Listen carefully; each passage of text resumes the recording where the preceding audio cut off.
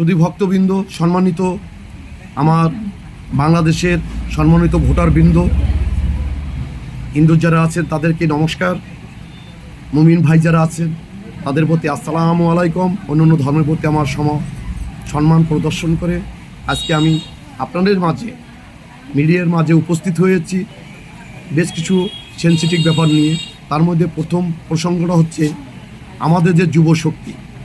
আপনারা জানেন বর্তমান বাংলাদেশের কয়েকটা সেক্টরের মধ্যে প্রধান সেক্টর হচ্ছে বহির্বিশ্ব থেকে আমাদের রেমিটেন্স পাঠায়।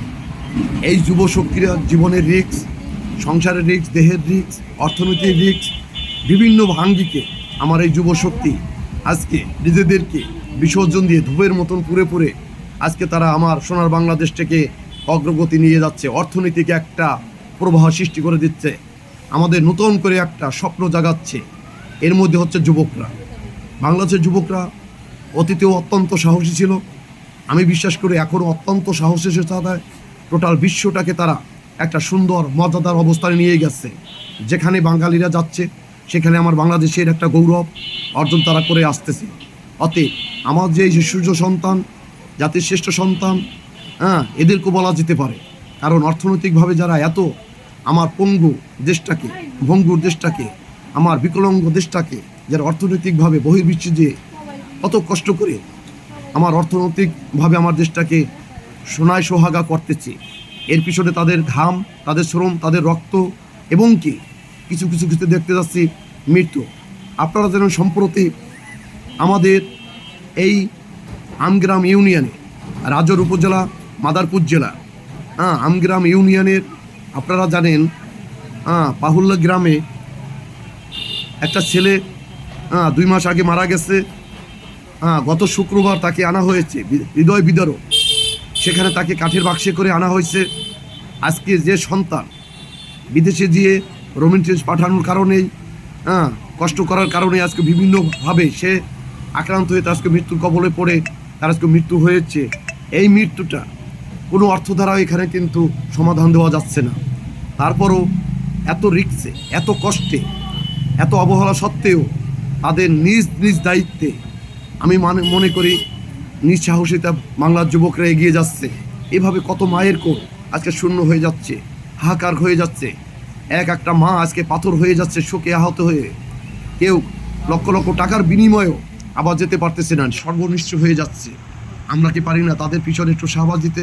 আমরা কি পারি না জাতি হিসেবে তাদের পিছনে দাঁড়াতে? আমরা কি পারি না তাদেরকে একটু সুযোগ করে দিতে? আমরা কি পারি না যারা অর্থনৈতিকভাবে একটু পঙ্গু তাদের পিছনে দাঁড়াইতে? আমরা কি পারি না যে সমস্ত লোকগুলো কিছু আছে দালাল মিডিয়া, যারা আপনারা জানেন অরিজিনাল এদের কোনো হাত নাই, লাইন নাই, অথচ কাটা পথে বিভিন্নভাবে রিক্সের পথে এদেরকে পাঠিয়ে আমার এই যুবকদের ভেতর বিভ্রান্তি, একটা মানসিক অশান্তি, অর্থনৈতিক অশান্তি ঢুকিয়ে দিচ্ছে। আমি আপনাদের প্রতি আহ্বান জানাবো, বিশ্বের জাতির কাছে, বিবেকের কাছে আমি আহ্বান জানাবো, আপনারা সতর্ক হন। আমার ভাইদের আপনারা বহির্বিশ্বে পাঠাবেন, সঠিক পথে পাঠান, সঠিক লাইনে পাঠান। আমাদের কোনো দুঃখ নাই, কষ্ট নাই। কিন্তু আমার জাতির শ্রেষ্ঠ সন্তান যুবকরা, এদের নিয়ে আপনারা খেলা শুরু করেন না। তাহলে একসময় জাতির ধারে আপনাদের প্রশ্ন উত্তর দিতে হবে, বিচারে আপনাদের আসতেই হবে। কারো জীবন নিয়ে খেলা করার অধিকার ঈশ্বর ও সৃষ্টিকর্তাও কাউকে দেয় নাই। অতএব আপনাদের আমি বলতেছি, আর একটা ব্যাপার বলবো, বর্তমান সম্প্রতি আমার যুবক ভাইরা, আমার যারা মেরিটোরিয়া জাতির মেরুদণ্ড, এই যুবক ভাইরা বর্তমানে যাচ্ছেন বিভিন্ন মোবাইলে আসক্তি হয়ে যাচ্ছে, বিভিন্ন নেশাগ্রস্ত হয়ে যাচ্ছে। আমি তাদেরও আহ্বান জানাবো, এই নেশাগ্রস্ত থেকে, মাদকাসক্ত থেকে আপনারা বেরিয়ে আসেন। আপনার জীবনটা অত্যন্ত মূল্যবান, আপনার জীবনটা অত্যন্ত একটা গর্বিত জীবন, মানব জীবন, ইতিহাসের এক অপূর্ব সুন্দর। মহান আল্লাহ তাআলা ঈশ্বর আমাদেরকে নিজে হাতে তৈরি করেছেন, নিজে গুণ দিয়েছেন, সব কিছু দিয়ে আমাদের পাঠিয়েছেন।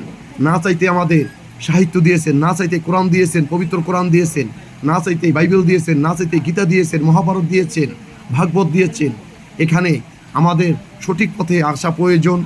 আপনারা সঠিক ধর্মকে অনুসরণ করেন, ধর্মই আপনাদের সুন্দর পথ দেখাবে। কারণ সব ধর্মই সবাইকে শান্তির পথে নিয়ে যায়, আমি এটা বিশ্বাস করি। পৃথিবীতে সৃষ্টিকর্তা আছে, এটা আমি বিশ্বাস করি। আপনাদের সবার মঙ্গল হোক, সৃষ্টিকর্তা সবাইকে ভালো রাখুক, আপনারা ভালো থাকেন।